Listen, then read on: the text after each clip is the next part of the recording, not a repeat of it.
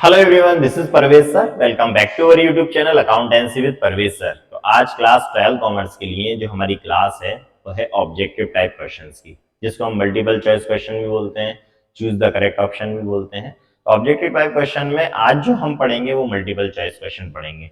इससे पहले की क्लास में भी मैंने मल्टीपल चॉइस के क्वेश्चन अपलोड कर दिए, तो वहां से आप पढ़ सकते हैं। हमारी क्लास 12 कॉमर्स की प्लेलिस्ट में जो ऑब्जेक्टिव टाइप क्वेश्चंस नाम से मैंने प्लेलिस्ट बनाई है, वहां से आप पढ़ लीजिए और जल्दी से जुड़ जाइए आप। और प्लीज जल्दी सब्सक्राइब भी कर लीजिए हमारा YouTube channel accountancy with Parvez sir. चलिए बढ़ते हैं आगे। तो आज की क्लास हमारी मल्टीपल चॉइस क्वेश्चंस की है। मल्टीपल चॉइस क्वेश्चन में मैंने आपको बताया था कि हर एक क्लास में मैं 8 या 10 मल्टीपल चॉइस क्वेश्चन आपको समझा रहा हूं। मैं कोशिश कर रहा हूं कि आपको क्वेश्चन समझ में आ जाए, जिससे कि आपको आंसर लिखने में आसानी रहे, आपको रटना ना पड़े। हम इस क्लास में यही कोशिश कर रहे हैं कि कैसे उस क्वेश्चन को समझ पाए, जैसे कि जो 4 ऑप्शन आते हैं मल्टीपल चॉइस के, उस एक ऑप्शन को हमारे दिमाग में अच्छे से सेव हो जाए। ठीक है, तो आप इस पढ़ते रहिए और कोशिश ये कीजिए कि कंसेप्ट समझ में आ जाए। क्या होता है कि जैसे ओटी हम याद करते हैं, ओटी याद करते हैं तो एक तो याद करने का तरीका सिंपल सा होता है कि हम आंसर याद कर लेते हैं। तो कोई ने आपसे पूछा कि क्यों इंटरेस्ट ऑन डिवेंचर क्या है, शेयर कैपिटल क्या है, रियलाइजेशन अकाउंट क्या है, तो आपने एक ऑप्शन याद कर लिया कि रियलाइजेशन अकाउंट एक नॉमिनल अकाउंट है। उसको अगर हम समझ लें तो हो सकता है कि एग्जाम में हमें रटने की जरूरत ना पड़े और हमारे दिमाग में सेव हो जाए ये चीज। ये इसकी कोशिश कर रहे हैं हम इस क्लास में। चलिए बढ़ते हैं आगे। आज के क्वेश्चन 20 से स्टार्ट हो रहा है। वन से लेके 19 तक के क्वेश्चन हम 2 क्लास में अपलोड किए थे, हमने 2 क्लास इसकी अपलोड हो चुकी हैं। आज ये 3rd क्लास है ऑब्जेक्टिव टाइप क्वेश्चन में। 20 से स्टार्ट कर रहा हूं मैं। चलिए, तो पहला क्वेश्चन है आज का हमारा, eight the time of dissolution. एक एक चीज को हम समझेंगे कि किस टाइप से आपको करना है। चलिए इसको यहां ले लेते हैं। देखिए, at the time of dissolution of the firm which account is open. Simple सी बात है, जब फर्म का डिसोल्यूशन होता है तो कौन सा अकाउंट ओपन किया जाता है। सबसे पहली चीज ये कि जब फर्म क्लोज हो रही है, फर्म का डिसोल्यूशन हो रहा है, मतलब फर्म बंद हो रही है, कौन सा अकाउंट बनाएंगे हम। सबसे पहला जो अकाउंट बनता है वो है रियलाइजेशन अकाउंट। ठीक है ना। तो क्या ऑप्शन दिए हैं हमारे पास, realisation account, revaluation account, P and L account, none of this. तो आपको याद रखना है कि जब भी फर्म डिसोल्व होती है तो पहला जो अकाउंट बनाया जाता है वो है रियलाइजेशन अकाउंट, जिसमें हम एसेट्स और लायबिलिटीज लिखते हैं। चलिए, तो पहला जो आंसर हुआ हमारा कौन सा हुआ, रियलाइजेशन अकाउंट। ठीक है। Next, at the time of dissolution undistributed profit and reserves are transfer to. जब फर्म का डिसोल्यूशन होता है, फर्म का डिसोल्यूशन के टाइम में अनडिस्ट्रीब्यूटेड प्रॉफिट, मतलब जो प्रॉफिट एंड लॉस अकाउंट का क्रेडिट बैलेंस है, ठीक है ना, एंड रिजर्व जो भी जनरल रिजर्व वगैरह है, ये कहाँ ट्रांसफर किए जाते हैं। तो हमें ये अच्छे से पता है कि हमने रियलाइजेशन अकाउंट पढ़ा है। रियलाइजेशन अकाउंट में ये चीजें नहीं आती, ये चीजें ट्रांसफर की जाती हैं पार्टनर्स कैपिटल अकाउंट में, और जो सभी पार्टनर्स का कैपिटल अकाउंट बनता है वहां ट्रांसफर करते हैं।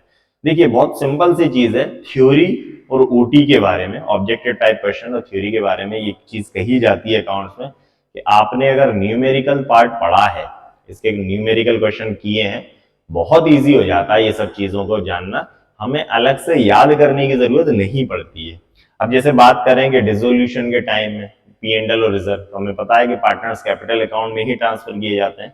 क्या आंसर है, 4 ऑप्शन दिए हुए हैं, cash account, bank account, capital account of partners या पी&एल अकाउंट। तो हमारा आंसर क्या कहलाएगा, C, capital account of partners. ठीक है, ये आपको याद रखना है।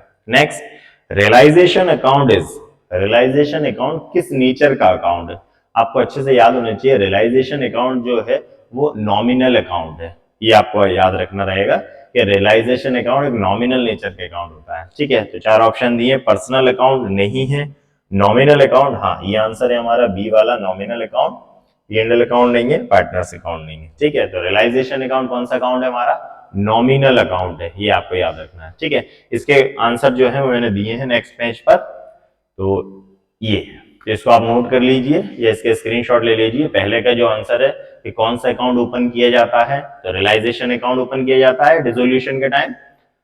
डिसोल्यूशन के टाइम में अनडिस्ट्रीब्यूटेड प्रॉफिट और रिजर्व को कहां ट्रांसफर करते हैं हम? कैपिटल अकाउंट, पार्टनर्स के कैपिटल अकाउंट में, सभी पार्टनर्स के कैपिटल अकाउंट में। और जो रियलाइजेशन अकाउंट है वो नॉमिनल नेचर का अकाउंट है, ठीक है ना। चलिए आगे बढ़ते हैं नेक्स्ट 23 से। चलिए, विच of the following is a characteristics of A company? इनमें से कौन सी कैरेक्टरिस्टिक्स है कंपनी, कंपनी कौन सी विशेषताएं इन सब में से? आर्टिफिशियल पर्सन, हाँ कंपनी एक आर्टिफिशियल पर्सन है, ये हमने पढ़ा हुआ है।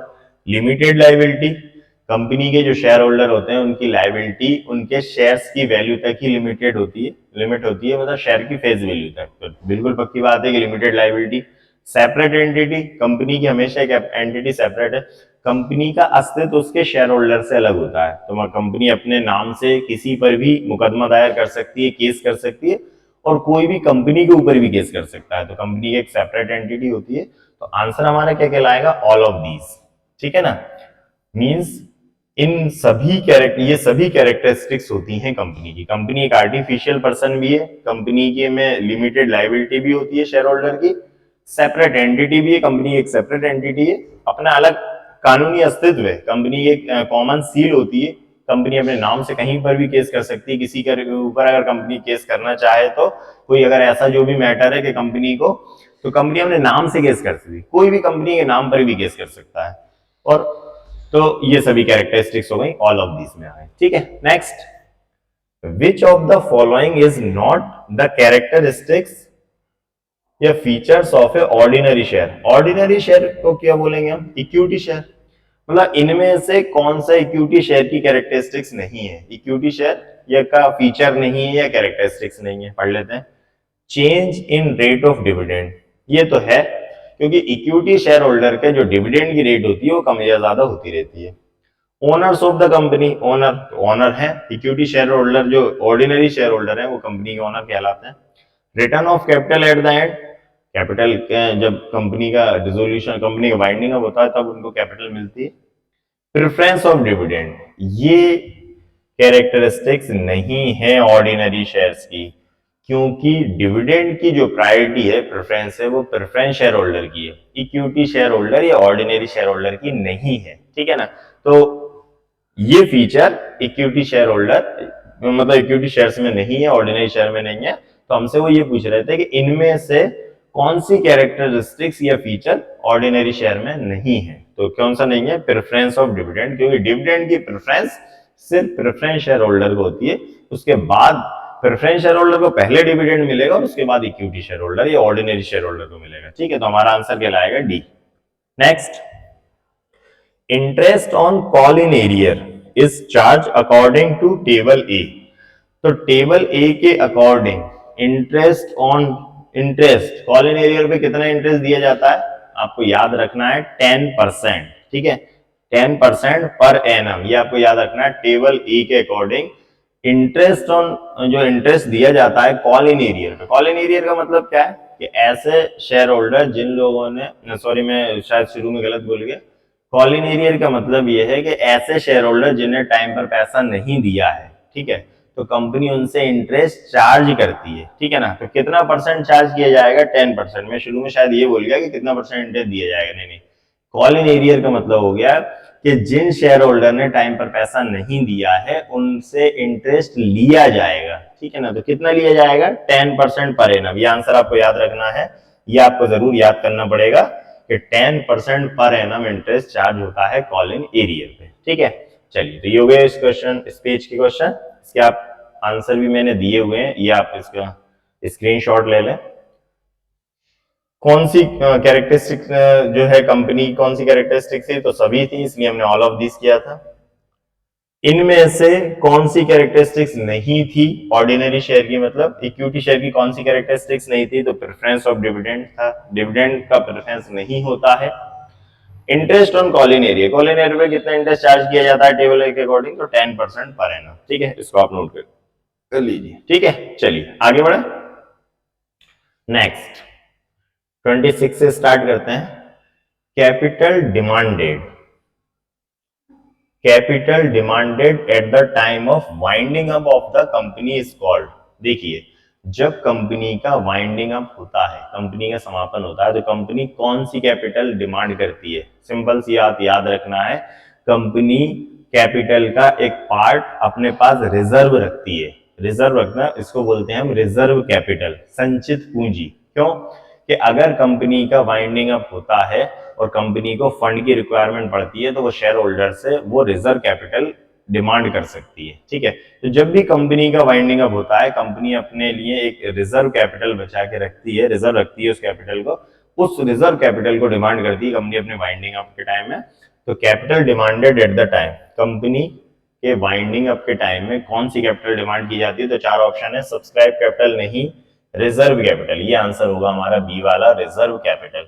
ये रिजर्व कैपिटल कंपनी डिमांड करती है अपने समापन, जब भी कंपनी का समापन होता है, वाइंडिंग अप होता है, तो कंपनी रिजर्व कैपिटल की डिमांड करती है अपने शेयर होल्डर से। ठीक है, next, minimum subscription is necessary. Minimum subscription किस चीज के लिए जरूरी है? किस चीज के लिए?